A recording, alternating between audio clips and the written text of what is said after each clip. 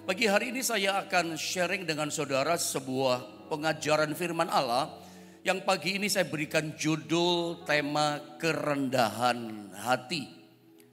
Mari kita belajar dari kitab Yesaya pasal 6 ayat yang ke-1 dari seorang raja yang bernama Raja Uzia, saudara ya. Mari kita sama-sama baca Yesaya pasal 6 ayat yang ke-1, saudara ya. 1, 2, dan 3. Dalam tahun matinya Raja Uzia, aku melihat Tuhan duduk di atas takhta yang tinggi dan menjulang, dan ujung jubahnya memenuhi bait suci. Kita mau belajar pagi dari seorang tokoh Alkitab yang bernama Raja Uzia. Dia jaya, dia sukses.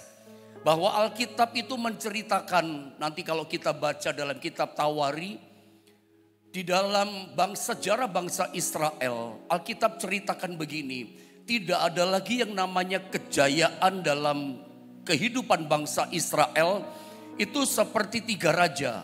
Pertama dipimpin oleh Raja Daud, Israel jaya, luar biasa, maju, ditakuti sama bangsa lain. Kedua, ketika Israel jaya luar biasa dipimpin oleh raja kedua namanya Salomo, anaknya Daud.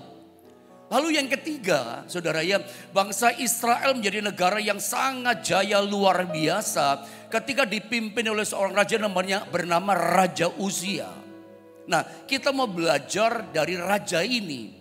Tidak ada lagi, saya ulang, kejayaan pada bangsa Israel seperti dipimpin oleh 3 raja ini. Jadi Raja Uzia ini raja yang perkasa, raja yang bijaksana, terkenal adil. Dan raja ini raja yang ditakuti oleh lawan, dihormati sama kawan.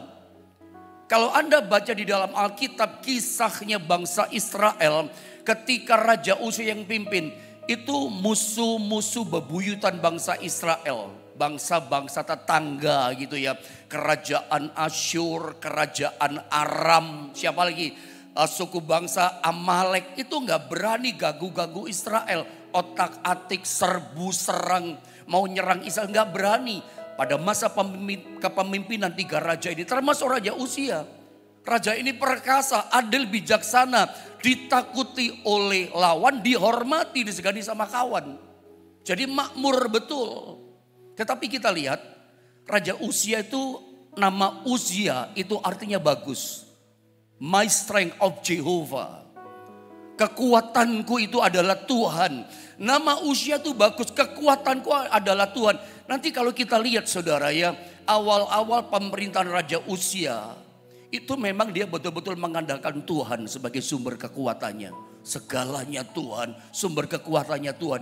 Tapi begitu dia nanti jaya, begitu dia sukses, nah muncul namanya tinggi hati. Nah kita belajar pagi ini pendahuluan dari seorang raja yang bernama Uzia. Saya tunjukkan gambar dulu. Berapa tahun Raja Uzia memerintah? Raja Uzia adalah raja yang memerintah Israel selama 52 tahun. Raja yang perkasa, raja yang ditakuti oleh lawan-lawannya. Bangsa-bangsa tetangga bahkan musuh-musuh bebuyutan Israel sangat takut dengan keperkasaan sang Raja Uzia. Tetapi tadi kita lihat dalam Yesaya pasal yang ke-6 ayat yang ke-1. Raja yang hebat ini, pengayom, pelindung rakyat Israel. Itu mati dikatakan. Kalimat awal saja saya baca, karena saya pernah terangkan ayat ini sama saudara. Dikatakan begini, dalam tahun matinya Raja Uzia, kata Yesaya apa? Aku melihat Tuhan. Ini menarik. Ketika Raja Uzia mati, pelindung yang paling ditakuti sama musuh bebuyutan bangsa tetangga Israel ini mati. Saya yakin hari itu sedang terjadi kegoncangan di tengah-tengah masyarakat Israel. Termasuk Yesaya, khawatir, cemas. Karena sewaktu-waktu itu musuh-musuh bebuyutan Israel serang, hancurkan, binasakan Israel. Tinggal tunggu waktu karena mereka tahu melihat rajanya sudah mati, pelindungnya, pengayomnya sudah mati. Israel pada waktu itu goncang, takut, cemas, khawatir terjadi. Tapi kita melihat justru dalam situasi kegoncangan yang menakutkan, himpitan masalah yang mengerikan, Mereka bagaikan di ujung tanduk bahayanya ini. Sewaktu-waktu musuh-musuh itu akan menyerang bisa bersamaan. Yang penting Israel hancur. Justru dalam kondisi ini Alkitab ceritakan Yesaya justru melihat Tuhan. Kapan Yesaya melihat Tuhan? Ketika pelindungnya yang diandalkan orang hebat ini meninggal dunia mati. Saya pernah bilang sama saudara sebagai pendahuluan, bagi pengalaman Nabi Yesaya bahwa dia melihat Tuhan ketika sang raja pelindung ini mati. Mungkin buat kita hal yang berbeda pengalamannya. Kapan kita melihat Tuhan? Beberapa hari, beberapa minggu yang lalu ada beberapa orang di antara saudara WA chatting DM ke saya. Pak Pendeta, saya rindu bisa melihat Tuhan, mengalami pribadi Tuhan. Saya rindu mendengar suara Tuhan, bisa mengalami pribadinya, tuntunannya, bimbingannya dalam hidupku. Aku sudah melangkah Pak Pendeta, tapi kenapa tidak bisa mendengar suara Tuhan? Aku sudah melangkah, tapi kenapa sebelum mengalami pribadi kuasanya? Nah, kita mau belajar dari kisah ini. Bagaimana kita bisa melihat dan mengalami pribadinya, mengalami bimbingannya dan tuntunan kuasanya. Bagi Yesaya, saya ulang, dia ngalami Tuhan, berjumpa dengan kuasa Tuhan. Kapan? Kalau kita baca di Alkitab saudara ya, orang yang ngalami pribadi Tuhan itu ngalami terobosan. Contoh misalnya Musa bersama Israel. Kapan mereka melihat Tuhan? Ketika mereka terjepit di Laut Teberau. Terjepit, tidak ada jalan keluar. Disitulah mereka melihat Tuhan. Terobosan jalan keluar terjadi. Mengalami terjepit. Lalu Daniel, kapan dia melihat Tuhan? Ngalami kuasa pribadi Tuhan. Berjumpa dengan kuasa Tuhan. Ketika dia dimasukkan dalam gua singa. Dalam bahaya. Dia lihat Tuhan, sama dengan pengalaman Sadra, Mesak, Abednego. Kapan orang-orang muda ini melihat Tuhan, ngalami kuasanya ketika mereka dimasukkan dalam dapur api, dibakar oleh api kesengsaraan, api bahaya. Mereka melihat Tuhan hadir, bela dan tolong mereka. Mungkin pengalaman kita tidak sama dengan Yesaya. Pengalaman kita tidak sama dengan Israel dan Musa. Tidak sama dengan Daniel, Sadra, Mesak, Abednego. Mungkin bagi saudara berkata begini kalau bersaksi. Pendeta, saya ini melihat Tuhan. Ketika saya sakit disembuhkan oleh Tuhan. Saya itu melihat mengalami kuasa Tuhan. Ketika saya mengalami kebangkrutan Tuhan pulihkan saya. Saya mengalami Tuhan, satu kali saya ini jatuh keuangan, saya punya hutang begitu banyak. Tuhan berkati saya disanggupkan membayar semua. Ada banyak kesaksian orang bagaimana kondisi terjepit, jalan buntu, sakit penyakit. Justru saat situasi seperti itulah dia melihat dan mengalami Tuhan. Saya melihat Tuhan Pak Pendeta waktu kerjaan sepi. Tidak ada pembeli, goncang keadaan kerjaan saya. Tapi saya tiba-tiba mengalami berkat yang luar biasa. Macam-macam pengalaman kita, ngalami pribadinya, tuntunannya berjumpa dengan kuasa Tuhan. Nah sekarang saya mau tunjukkan sama saudara dalam 2 Tawari pasal 26 ayat 1 sampai 5. Tentang Raja Uzia ini yang mati tadi loh. Yesaya melihat ketika dia mati. Sekarang saya mau angkat dulu tentang siapa sih profilnya Raja Uzia. Lihat ayat 1 sampai 5 saya baca ya. Segenap bangsa Yehuda mengambil Uzia yang masih berumur 16 tahun. Dan menobatkan dia menjadi raja menggantikan ayahnya Amasya.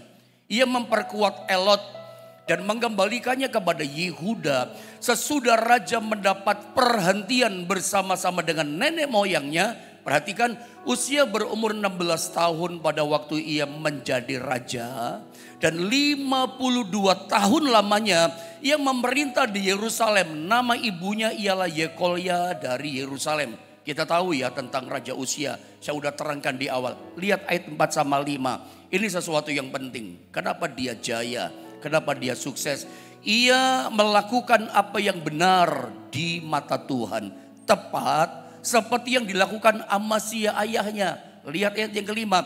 Ia mencari Allah selama hidup Zakaria. Bilang sama-sama saya mencari Allah. Apa yang terjadi, apa hasilnya ketika raja yang bernama Uzia ini cari Tuhan, cari Allah.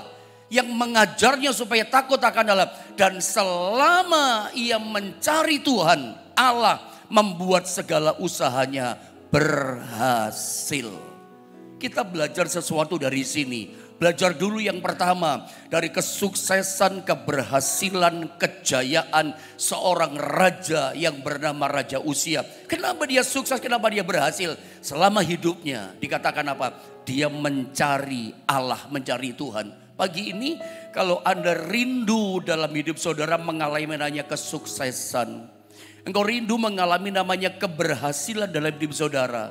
Caranya begini, tiru Raja Uzia, mencari Tuhan. Ingat, arti Uzia itu bagus, artinya keren, top artinya. My strength of Jehovah, kekuatanku adalah Tuhan. Terbukti dia ketika menjadi raja selalu cari Tuhan, dia andalkan kekuatan Tuhan sebagai sumber kekuatannya. Kemarin saya bilang sama saudara dalam khotbah doa pagi, siapa yang kita andalkan? Sayangnya ada banyak orang Kristen yang dia andalkan uang tabungan di bank, kekayaannya, bisnisnya, pekerjaannya lagi bagus, omsetnya lagi bagus, itu yang diandalkan. Kalau Anda ingin mengalami keberhasilan, Anda ingin mengalami terobosan, tiru ayat ini. Ini firman yang mengajar, ini firman yang kasih nasihat sama kita. Mau berhasil, mau menang, mau mengalami terobosan, cari Tuhan. Apa yang terjadi ketika Raja Uzia dia mencari Tuhan? Tuhan dia buat berhasil. Takut akan Allah, mencari Tuhan, Tuhan buat dia berhasil. Sekarang saya bawa saudara dalam 2 Tawarik 26 saudara ya. Tetap dalam pasal yang sama tapi turun di ayatnya. Nanti tolong di rumah baca ayat 6, 7, 8. Saya loncat sekarang masalahnya ayat 11. Apa yang kita bisa pelajari di ayat 11? Lihat saya bacakan ya. Selain itu Uzia mempunyai tentara yang sanggup berperang. Ini kesuksesannya, profil kesuksesannya, keberhasilan daripada Raja Uzia yang dicapai dia karena dia mencari Tuhan. My strength of Jehovah, andalkan kekuatan Tuhan. Tuhan buat tentaranya kuat. Yang maju berperang dalam laskar-laskar menurut jumlah anak buah yang dicatat oleh Panitra Yeiel dan penata usaha Maasea di bawah pimpinan Hananya, salah seorang panglima raja. Terus saya baca, kepala puak pahlawan-pahlawan yang gagah perkasa, seluruhnya berjumlah dikatakan 2.600 orang. Saya baca 13, perhatikan. Di bawah pimpinan mereka terdapat satu bala tentara dari 370.500 orang yang gagah perkasa dalam berperang untuk membantu raja dalam menghadapi musuh. Dari ayat ini lihat pencapaian keberhasilannya Raja Uzia ditunjukkan ayat ini. Dia punya tentara-tentara yang hebat. Kemiliterannya, prajuritnya luar biasa kuat. Bukan cuma itu, diperlengkapi senjata. Uzia memperlengkapi seluruh tentara itu dengan perisai, tombak, ketopong, baju zirah, busur dan batu umban. Bahkan ayat 15 diceritakan begini. Ia membuat juga di Yerusalem alat-alat perang. Alat-alat perang ciptaan seorang ahli. Berarti ini alat perang yang baru. Yang belum ada, diciptakan alat perang yang baru, diciptakan seorang ahli yang dapat menembakkan anak panah dan batu besar untuk ditempatkan di atas menara-menara dan penjuru-penjuru. Nama raja itu bukan cuman kuat militernya, nama raja itu nama Raja Uzia termasyur, kekuatannya termasyur sampai ke negeri-negeri yang jauh. Karena ia ditolong, perhatikan, karena ia Uzia ditolong dengan ajaib sehingga menjadi kuat. Ini profilnya Raja Uzia diceritakan. Hasil mencari Tuhan, mengandalkan yang namanya Tuhan sebagai kekuatannya. Tuhan katakan militernya kuat, tentaranya kuat, senjata-senjatanya kuat. Ada penemuan senjata baru dalam peperangan. Bukan cuma itu, Tuhan buat, Tuhan tolong dengan kuasa yang ajaib. Bukan cuma jadi kuat saja. Raja Uzia kuat. Ayat 15 kalimat terakhir, itu karena kuasa keajaiban Tuhan yang tolong. Anda mau ditolong ngalami kuasa yang ajaib. Anda mau ngalami terobosan mujizat yang luar biasa. Saya udah melangkah Pak tapi belum, cari Tuhan. Ini firman yang ajar kita. Saya berdoa ini menjadi satu rema pewahyuan dalam hidup kita. Mencari Tuhan. Tapi saya udah melangkah. Jangan-jangan luntur Anda mencari Tuhan. Anda kalau cari Tuhan, Tuhan akan tolong Anda dengan kuasa yang ajaib. Sampai nama Raja Uzia masyhur. Sampai ke negeri yang jauh. Namanya terkenal. Tapi kita lihat turun di ayat 16. Apa yang terjadi setelah Uzia jadi kuat kerajaannya. Militernya, senjatanya, tentaranya kuat. Dan namanya terkenal, terhormat, masyhur. Sampai ke negeri-negeri yang jauh. Ayat 16 menceritakan. Ini adalah ayat 16 itu titik balik daripada kehidupan Raja Uzia. Titik balik, dengarkan saya. Bukan mengarah kepada puncak. Tapi titik balik membawa dia namanya downgrade, turun dan hancur hidupnya. Sayang, titik baliknya bukan next level. Tapi titik baliknya apa? Penurunan yang membawa raja yang hebat, yang kuat, yang luar biasa. Itu hancur.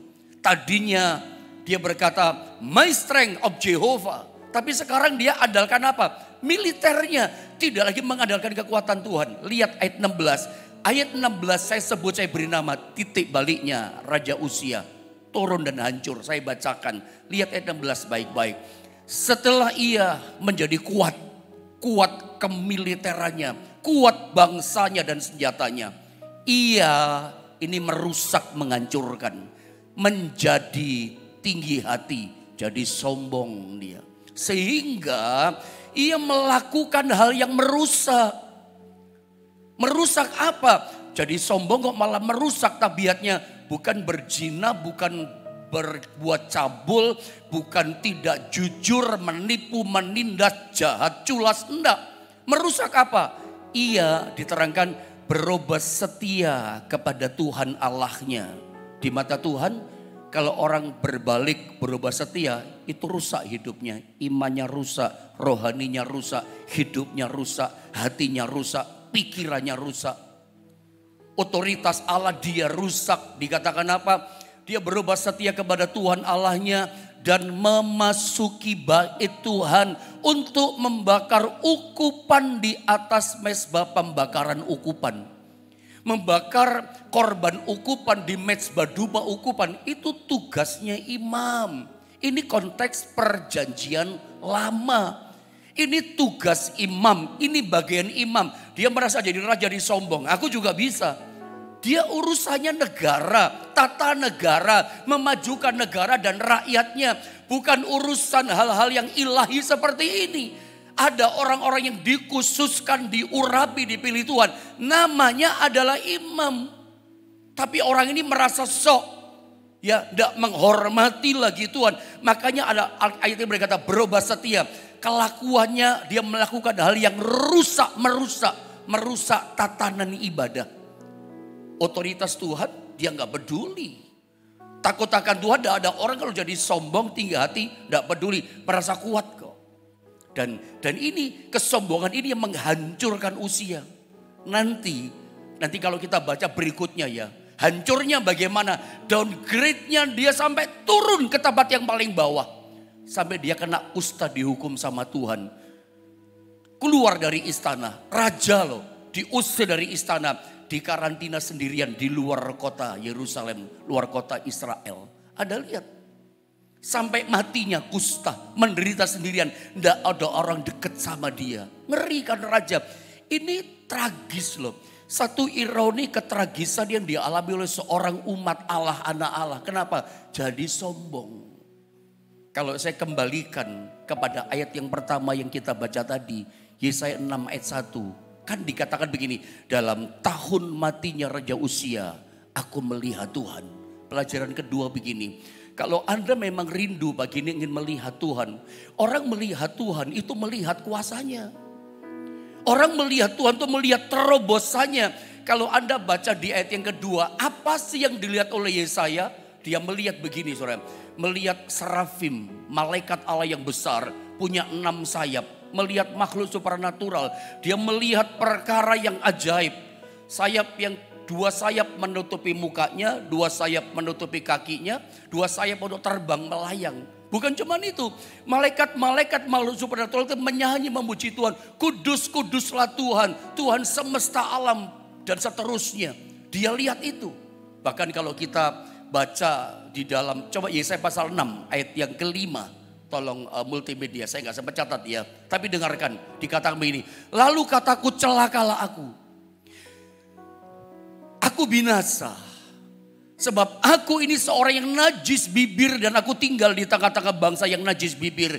Namun mataku telah melihat sang raja, yakni Tuhan semesta alam. Lihat, aku melihat sang raja, melihat Tuhan. Kapan dia lihat Tuhan? Ketika yang namanya Raja Uzia mati. Ayat 2, 3, 4 itu melihat kemuliaan, melihat keajaiban, melihat perkara yang supranatural yang orang gak lihat, dia lihat. Orang gak alami, dia alami di hadapannya. Serafim 6 sayap dia lihat memuji-muji Tuhan. Tapi ternyata orang yang melihat Tuhan itu bukan cuman dia ngalami mujizat. Dia bukan cuman ngalami kemuliaan mujizat Tuhan. Tapi dia mengalami gini, dia jadi terbuka. Lihat dirinya yang tadinya tertutup jadi tersingkap. Dia akhirnya tahu, aku ini najis bibir. Bahkan hidup tinggal di tengah-tengah bangsa Israel yang najis bibir. Namun mataku telah melihat sang raja, yakni Tuhan semesta alam. Rindukan, memang kita kejar rindukan yang namanya bisa melihat Tuhan, ngalami pribadinya. Tapi bukan sekedar kita rindu ngalami promosinya. Melihat Tuhan, ngalami pribadi Tuhan, berjumpa dengan pribadi Tuhan. Bukan sekedar karena kita rindu ngalami terobosan, ngalami berkat, ngalami blessing, prosperity. Bukan cuma itu, tapi rindukan juga kita mengalami hidup kita diubahkan, hidup kita dibaharui. Kita tahu dosanya kita tahu najisnya kita tahu kekurangan kita. Dan hati kita terbuka, hidup kita siap dibaharui, diubah oleh Tuhan. Bukan kita melihat Tuhan cuma kejar mujizatnya. Terutama kita mau dibaharui. Kapan itu terjadi? Ketika Raja Uzia mati. Berkat rohaninya apa? Pewahyuan yang Tuhan singkapkan pada saya begini. Anda kalau ingin melihat Tuhan, melihat kuasanya, melihat mujizatnya. Sampai kehidupan kita diubahkan, dibaharui. Harus Raja Uzia itu mesti mati. Kesombongannya mesti mati dalam diri kita. Tinggi hati mesti mati dalam diri kita. Kalau sombong tidak dimatikan, tinggi hati dimatikan, Anda gak bisa lihat Tuhan. Ingat arti Uzia itu adalah my strength of Jehovah. Tuhan kekuatanku. Orang rendah hati itu yang ditinggikan adalah Tuhan. Coba saudara lihat ayat ini. Saya bawa saudara dengan cepat ya. 2 Tauri 26-21. Lihat. Karena sombong, karena tinggi hati, ini yang terjadi di ayat 21 di pasal yang sama. Raja Uzia sakit kusta. Berapa lama, berapa tahun? Sampai kepada hari matinya. Bukan 1 tahun, 2 tahun. Kusta gak pernah sembuh. Sampai hari matinya. Dan sebagai orang yang sakit kusta, ia tinggal dalam sebuah rumah pengasingan. Raja gitu loh. Raja yang hebat, raja yang kuat, raja yang mengandalkan kemiliterannya. Lihat, karena ia dikucilkan, diasingkan, dikucilkan dari rumah Tuhan. Dan Yotam anaknya mengepalai istana raja dan menjalankan pemerintahan atas rakyat negeri. Itu lihat bagaimana nasibnya. Ujungnya kehidupan destiny. Orang yang meninggikan diri. Kesombongan tidak dimatikan. Bukan ngalami keajaiban. Justru hidupnya hancur terpuruk sampai matinya. Takhta hilang. Kekayaan hilang. Semua keberhasilan yang dia raih, dia bangun. Hancur semuanya hilang. Gemerlap dunia. Tidak dia nikmati lagi. Downgrade-nya luar biasa turun. Kenapa?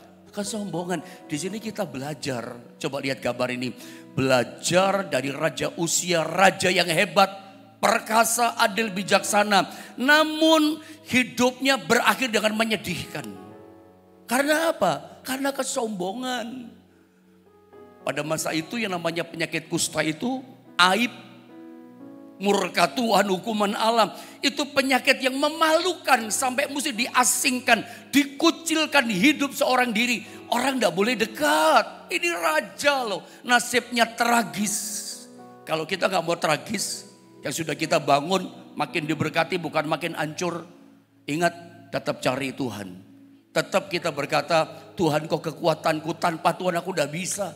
Hancur aku tanpa Tuhan, aku butuh Engkau Tuhan. Saya mau tanya sama saudara sebelum saya lanjutkan tentang tinggi hati ini.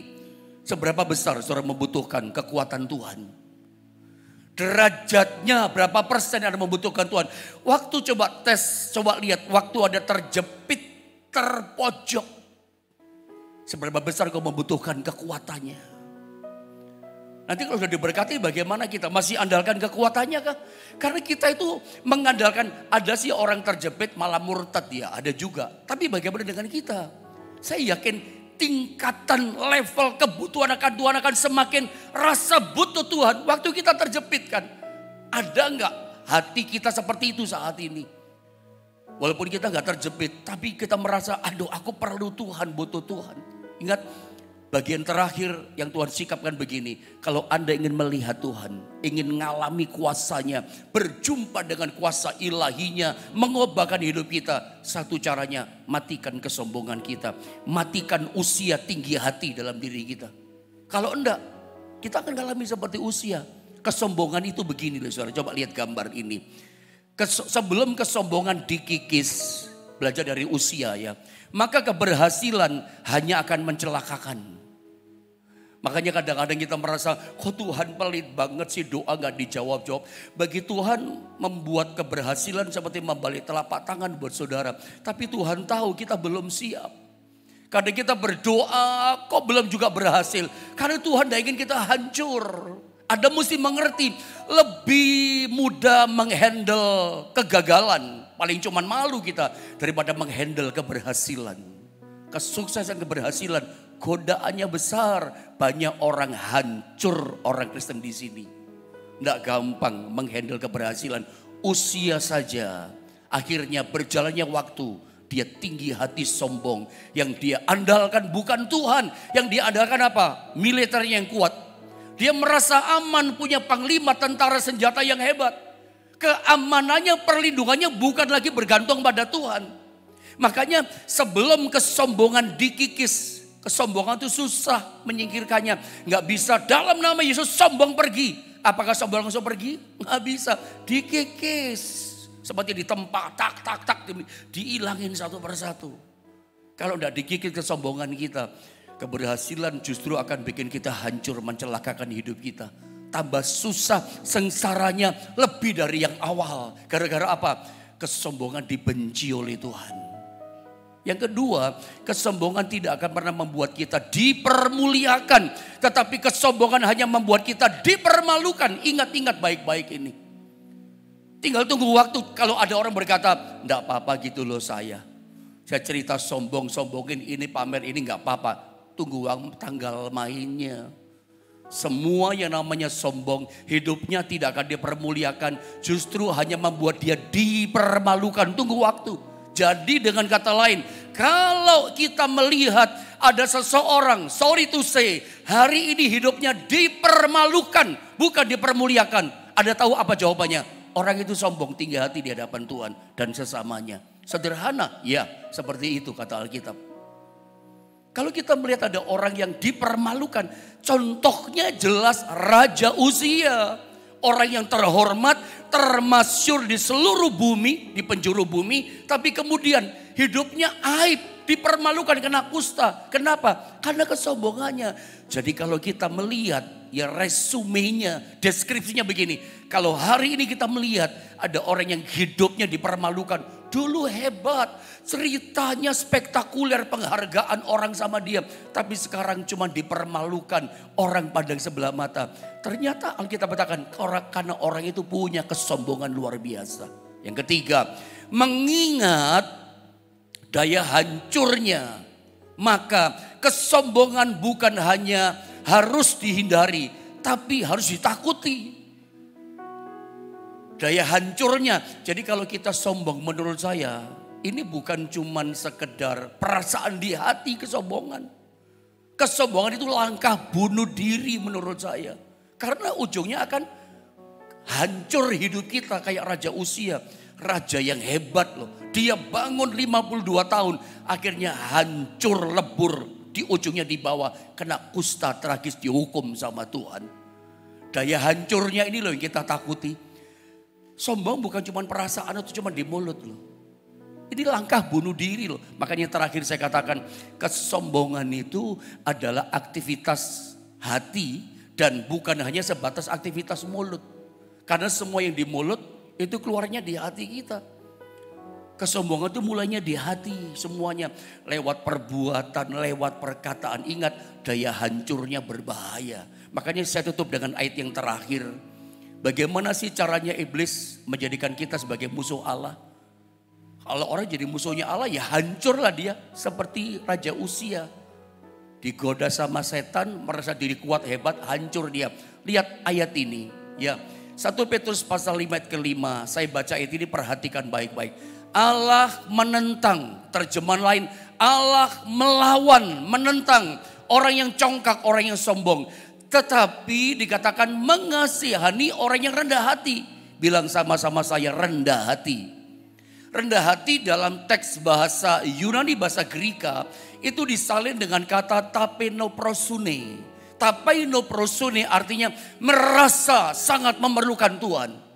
Rendah hati itu begini, merasa sangat memerlukan Tuhan. Orang sombong bagaimana? Berarti dia gak merasa membutuhkan Tuhan lagi. Uzia tadinya rendah hati berarti. Kenapa? Tuhan adalah kekuatanku. Kekuatanku adalah Jehovah. Tapi merasa kuat, kekuatannya bukan lagi Tuhan. Tidak cari Tuhan lagi. Bagaimana dengan kita? Masihkah Anda mengandalkan Tuhan bagi ini? Anda yang sukses-sukses bagaimana? Masih cari Tuhan kah? Atau cari Tuhannya mulai bolong-bolong. Tidak tekun mencari Tuhan. Nggak setia mencari Tuhan. Memang rupanya ada baiknya mendisiplin diri. Cari Tuhan sungguh-sungguh. Pada waktu susah cari Tuhan. Pada waktu kita berhasil bisa menghandle keberhasilan kita. Ingat semua karena Tuhan. Tetap punya yang namanya kerendahan hati. Hati kita mau dibentuk sama Tuhan. Pagi ini saya berdoa, saya berharap lewat pengajaran firman Allah yang dilepaskan pagi ini. Biarlah firman Allah ini bagikan pahat yang membentuk hati kita. Dan kita yang dibentuk, kitanya mau dibentuk sama Tuhan. Ini mengingatkan kita supaya kita rendah hati. Rendah hati itu artinya tapenoprosune. Artinya begini, merasa sangat memerlukan Tuhan. Aku perlu Engkau Tuhan. Udah sukses tetap aku butuh Engkau. Udah berhasil aku tetap butuh Engkau, kekuatanku. Bukan keberhasilan kita, kesuksesan kita, kedudukan kita andalkan. Tetap Tuhan jadi kekuatan kita. Makanya saya mau katakan, inilah cara iblis menjadikan kita musuhnya Allah. Begitu kita mulai sombong, putus hubungan dengan Tuhan. Tuhan melawan kita. Orang yang congkak sombong dikatakan Tuhan menentang orang itu. Tapi Tuhan mengasihani. Tuhan sayang. Tuhan berkenan kepada orang yang rendah hati. Rendah hati adalah orang yang membutuhkan, sangat memerlukan Tuhan. Bagaimana dengan hidup kita? Adakah kerendahan hati itu yang dalam arti tanda kutip begini, merasa butuh Tuhan. Kekuatanku hanya Engkau Tuhan. Saya percaya kalau dalam kehidupan yang kita jalani ada kerendahan hati. Kita bisa berkata derajatnya tinggi tingkatnya. Saya sangat memerlukan Engkau Tuhan. Saya percaya orang yang sangat memerlukan Tuhan dalam tanda kutip rendah hati. Tuhan sayang kepada orang seperti ini. Mengasihani tapi yang congkak. Ujungnya bukan dipermuliakan tapi dipermalukan. Ingat, semua tinggi hati akan berujung hancur. Dipermalukan bukan dipermuliakan. Jadi kita belajar dari kisah Raja Uzia. Belajar juga dari sekitar kita, orang sekitar kita. Saya ulang, kalau kita melihat hari ini orang dulu hebat kan dipermalukan. Kita tahu kesombongan dia. Karena Tuhan melawan, menentang orang yang congkak, orang yang sombong. Kalau Tuhan melawan kita, siapa yang bisa bela kita? Tidak ada. Kalau mau disayang sama Tuhan, mau dicinta, Tuhan berkenan kepada kita. Cuman satu caranya, tetap belajar handle hidup kita. tetap rendah hati. Saya percaya kalau kesombongan dimatikan, tinggi hati dimatikan, kecongkakan dimatikan, bagaikan raja Uzia mati, kita akan mengalami seperti Yesaya. Kita pasti melihat Tuhan, kita pasti melihat kemuliaannya, kita pasti akan berjumpa dengan kuasanya. Pagi hari ini saya tidak tahu apa keperluanmu, apa kondisimu. Kalau kau betul-betul rindu mengalami melihat kuasanya dalam hidupmu yang jalannya buntu, matikan Uzia, matikan kesombongan dalam diri kita. Dijamin pasti melihat Tuhan, terobosan yang dahsyat terjadi dalam hidup kita. Mari kita akan sama-sama berdoa. Yesus pegang erat tanganku.